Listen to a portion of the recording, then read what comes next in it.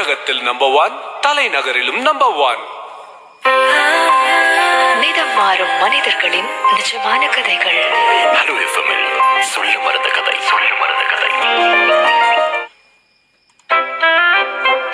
Hello FM 106.4 கதையாடல் நிகழ்ச்சியில உங்களோட பேசிட்டு இருக்கிறது நான் ஜூடி. அண்ட் இந்த வாரம் நம்ம கேட்டு ரசிச்சுட்டு இருக்கக்கூடிய ஒரு கதை அப்படின்னா பொற்கொடியின் சிறகுகள் அப்படிங்கிற கதையை தான் நம்ம கேட்டு ரசிச்சுட்டு இருக்கோம்.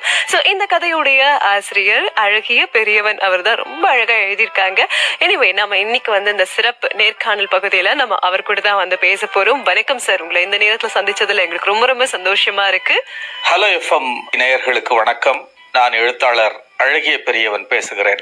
ரொம்ப சந்தோஷம் சார். ஆக்சுவலா ஃபர்ஸ்ட் உங்களோட நேம் சம்பந்தமா தான் நான் கேள்வியே கேட்க போறேன். அரவிந்தன், அழகிய பெரியவன் ரெண்டுமே பாத்தீங்கன்னா ரொம்ப அழகான பெயர்கள் தான். ஆனா அழகிய பெரியவன் அப்படின்னு இப்போ தமிழகம் முழுக்க உங்களுடைய பேரு அப்படின்னு சொல்லி எல்லாருக்குமே உங்க கதைகள் மூலமா மனசுல பதியப்பட்டிருக்கு இல்லையா? சோ அந்த பெயர் எப்படி வந்தது? சோ அதை பத்தி கொஞ்சம் சொல்லுங்களேன். என்னுடைய இயற்பெயரான அரவிந்தனையும் புனைப்பெயரான அழகிய பெரியவனையும் நீங்க ரொம்ப அழகான பெயர்கள் என்று பாராட்டியதற்கு நன்றி.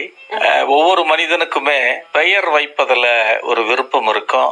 எங்களுடைய குடும்பத்திலயும் அப்படி ஒரு விருப்பம் இருந்திருக்கு. என்னுடைய தாய் மாமா அவர் கவிஞரும் கூட.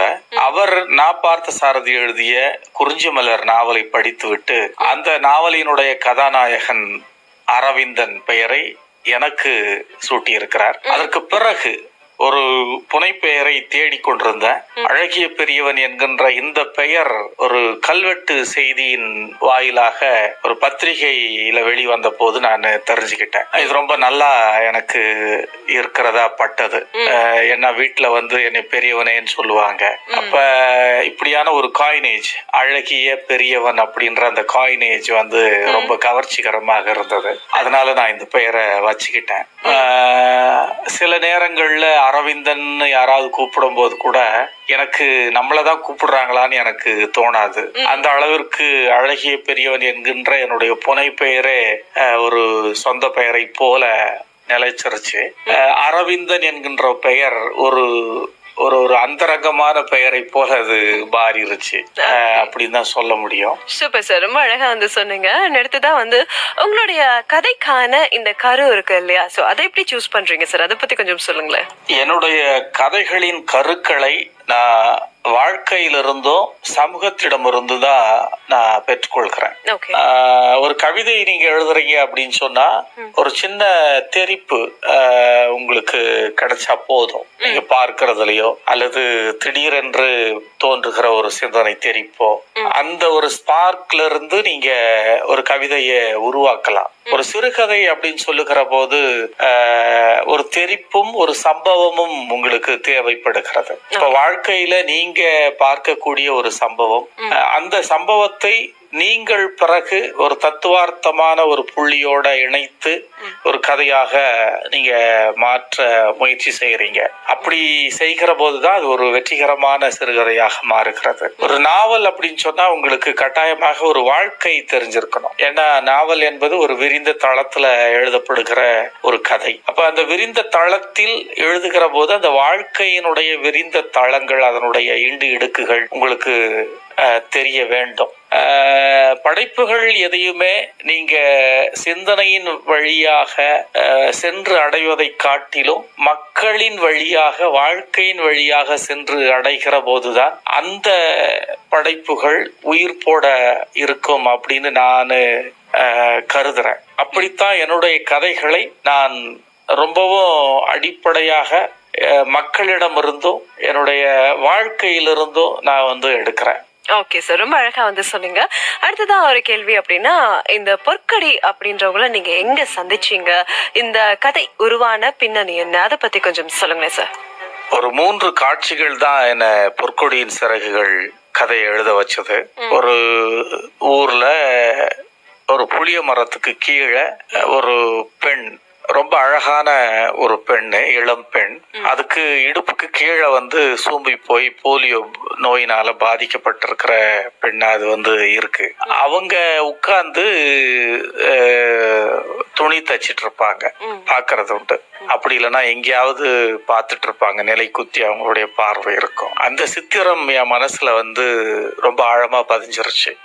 இன்னொரு சித்திரம் 3 சக்கர வண்டிகளை வழங்குகிறது அப்படின்னு சொல்லி ஒரு பேனர் ஒன்று பேருந்து நிலையத்துல கட்டப்பட்டிருந்தது. அதை நான் பார்த்தேன். ஒரு பள்ளியில அது நடக்கிறது அப்படின்னு சொல்லி ஒரு செய்தி. அன்னைக்கு மாலை நான் திரும்பி வரும்போது நிறைய மிதிவண்டி கடைகள்ல அந்த 3 சக்கர வண்டி வாங்கினவங்க அது காத்தடிச்சிட்டு இருக்கிறாங்க. சில பேர் என்ன செய்யறதுன்னு தெரியாம தவிச்சிட்டு இருக்கிறாங்க. ஆட்டோவில் அதை ஏத்திட்டு போறாங்க. சில பேர் எந்த உதவியும் கிடைக்காம அந்த 3 சக்கர வண்டியை வச்சுக்கிட்டு கூட வந்தவங்களோட அப்படியே ஒரு மாதிரி மலங்க நிக்கிறாங்க. இதெல்லாம் பார்த்தப்போ என்ன நடக்கிறது அப்படின்னு எனக்கு புரியல. அப்புறமா நான் விசாரிச்சேன். ஆனா அந்த 3 சக்கர வண்டிகள் ஒழுங்காக பூட்டப்படல. அப்புறம் அந்த சக்கரங்கள்ல காத்தும் அடிச்சு அவங்க வாங்கின உடனே பயன்படுத்துற மாதிரியான ஒரு தயார் நிலையில அவர்களுக்கு அந்த வண்டிகள் வழங்கப்படல அப்படின்னு எனக்கு பெரிய கோபம் வந்தது. ஏன்னா அவர்களே மாற்றுத்திறன் கொண்டவர்கள், யாராவது ஒருத்தருடைய உதவியோடு தான் அங்க வராங்க. அவர்கள் அதை வாங்கி உடனடியாக மிதித்து கொண்டு அல்லது கூட வருவர்களோட உதவியோட அதை மதிச்சுக்கிட்டு வீட்டுக்கு போற மாதிரி தானே இவங்க அதை கொடுத்துருக்கணும். ஏன் இந்த சின்ன விஷயத்த கூட யோசிக்க மாட்டேன்றாங்க அப்படின்னு எனக்கு கோபம் வந்தது. இந்த 3 காட்சிகள், இந்த கடைசி 2 காட்சிகள்ல நான் முதல்ல பார்த்த அந்த இளம் பெண், துணி தைத்து கொண்டிருந்த அந்த இளம் பெண்ணை கொண்டு நான் பொருத்திக்கிட்டேன்.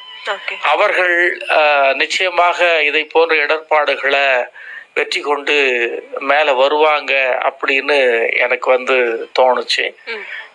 அத ஒரு அடிப்படையாக வைத்து தான், அந்த சிந்தனையை அடிப்படையாக வைத்து தான் இந்த கதையை நான் எழுதினேன். Okay sir, thank you sir. ரொம்ப அழகா நீங்க ஒவ்வொரு கேள்விகளுக்கும் பதில் சொன்னதுக்கு ரொம்ப நன்றி. இன்னும் பேசலாம். இணைஞ்சிருங்க. இது ஹலோ எஃப்எம் 106.4.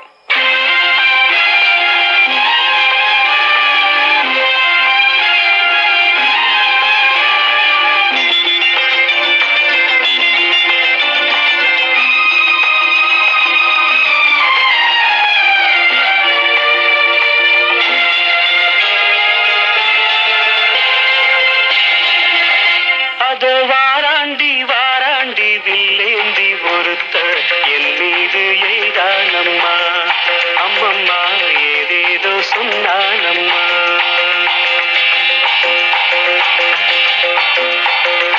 அதோ வாராண்டி வில்லேந்தி ஒருத்த என் மீது எய்தானம்மா, அம்மம்மா ஏதேதோ சொன்னானம்மா.